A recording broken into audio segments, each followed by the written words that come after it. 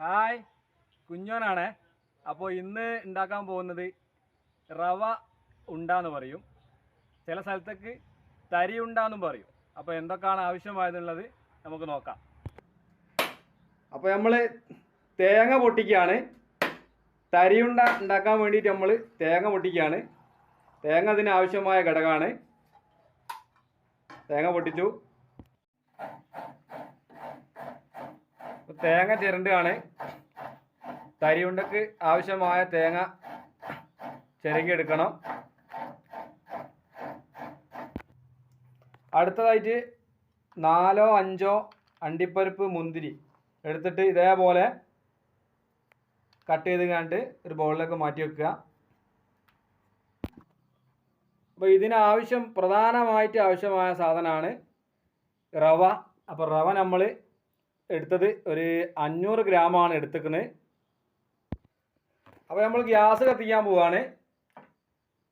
Gas കത്തിച്ചു.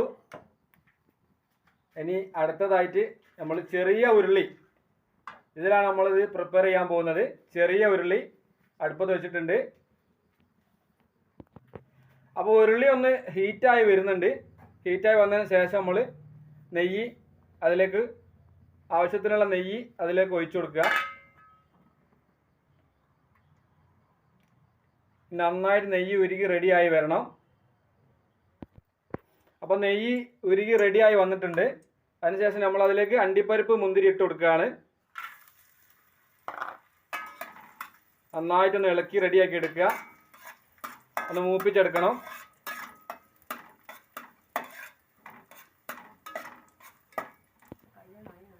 അപ്പോൾ അണ്ടിപ്പരിപ്പ് മുന്തിരി ഒന്ന് മൂത്ത് വന്നിട്ടുണ്ട്. നന്നായിട്ട് മൂത്ത് വന്നിട്ടുണ്ട്.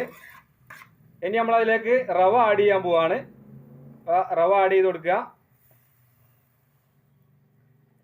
നന്നായിട്ടൊന്ന് ഇളക്കി റെഡിയാക്കി എടുക്കണം.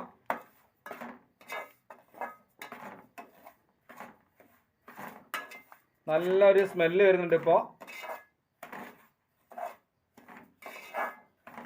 അണ്ടിപ്പരിപ്പിൻ്റെയും മുന്തിരിൻ്റെയും ആ നെയ്യും റവ എല്ലാം കൂടി ഒന്ന് ജോയിൻ്റ് ആയി വരുമ്പോൾ നല്ലൊരു മണം വരുന്നുണ്ട്.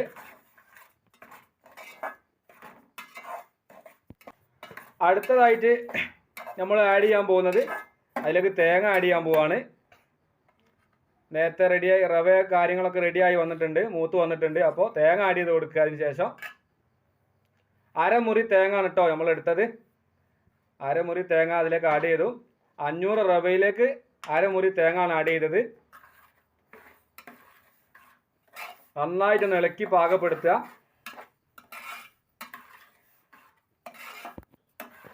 അപ്പോൾ ഇതൊന്ന് റെഡിയായി വന്നിട്ടുണ്ട്, ഒന്ന് പാകപ്പെട്ട് വന്നിട്ടുണ്ട്. ഇനി അടുത്ത നമ്മൾ അതിൽ ആഡ് ചെയ്യാൻ പോകുന്നത് പഞ്ചസാര ആണ്. പഞ്ചസാര ചെറിയൊരു ബൗളിൽ പഞ്ചസാര ആഡ് ചെയ്ത് കൊടുക്കുക.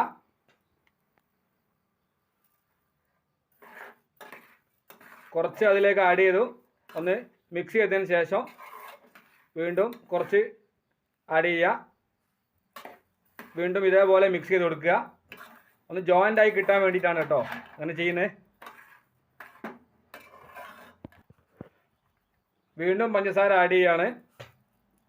ടോട്ടൽ ആ ഒരു ബൗളിലാണ് നമ്മൾ ടോട്ടൽ പഞ്ചസാര ആ ഒരു ബൗളിൽ കണക്കാക്കിയിട്ടാണ് നമ്മൾ എടുത്തത്. ഈ ഒരു ബൗളിൽ കണക്കാക്കിയിട്ടാണ് എടുത്തത്. അത് കുറച്ചായിട്ട് ഇട്ട് കൊടുക്കുക. ഇതേപോലെ ഇങ്ങനെ ജോയിൻ്റ് ആക്കി മിക്സ് ചെയ്ത് റെഡിയാക്കി എടുക്കുക. ഇത് നന്നായിട്ട് സെറ്റാക്കി എടുക്കണം കേട്ടോ. ചെറിയ തീയിൽ ഇതേപോലെ ഇളക്കി കുറച്ച് സമയം എടുക്കും. ഇതേപോലെ ഇളക്കി ഈ റവയൊക്കെ ഒന്ന് വെന്ത് റെഡിയായി പാകപ്പെടുത്തി റെഡിയാക്കി എടുക്കണം. അപ്പോൾ നന്നായിട്ട് ഇളക്കി റെഡിയാക്കി എടുക്കണം.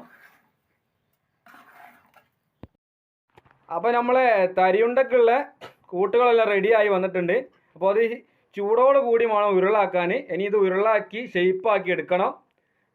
എത്രയാണോ ഉരുളൻ്റെ വലുപ്പം നോക്കി നിങ്ങളെ വലുപ്പത്തിനനുസരിച്ച് ഉരുളാക്കി എടുക്കണം. ഈ ചൂട് പോയി കഴിഞ്ഞാൽ അത് ഉരുളാക്കി കിട്ടാൻ പണിയാണ്, കുറച്ച് റിസ്ക് ആണ്. ചൂടോട് കൂടി ഉരുളാക്കണം, അല്ലെങ്കിൽ ഈ ഉരുളായി കിട്ടാൻ കുറച്ച് പണിയായിരിക്കും. അപ്പോൾ ഉരുളാക്കാനുള്ള പരിപാടിയിലാണ്. ഉരുളായിക്കൊണ്ടിരിക്കുകയാണ്.